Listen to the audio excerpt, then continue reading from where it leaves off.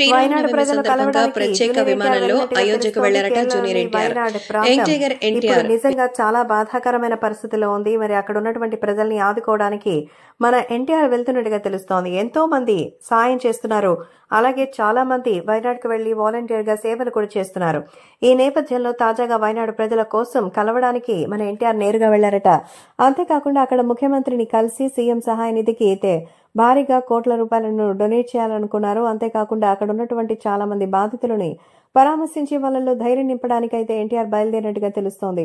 ఎన్టీఆర్ కొద్దిసేపటి క్రితమే త్రివేంద్రం చేరుకున్నారట. ఆ తర్వాత నేరుగా వెళ్లి ముఖ్యమంత్రిని కలిసి తర్వాత ఆయనతో పాటు సీఎం సహాయ నిధికి ఏర్పాటు చేసినటువంటి విరాళాల్లో చెక్కును అందిస్తారు.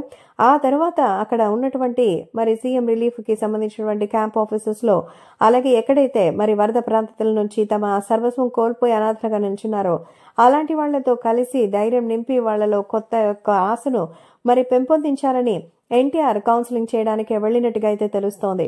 ఎన్టీఆర్ చేస్తున్న ఈ గొప్ప పని చూసి తెలంగాణకి సంబంధించి ఆంధ్రాకి సంబంధించిన మరికొంతమంది సినీ సెలబ్రిటీస్ మన తెలుగు వాళ్ళు వెళ్తున్నట్టుగా తెలుస్తోంది. అంతేకాకుండా ఎన్టీఆర్ జాగ్రత్తలు చూసి కేరళ సీఎం సైతం ఎంతో కృతజ్ఞత వ్యక్తం చేస్తున్నట్టుగా తెలుస్తోంది.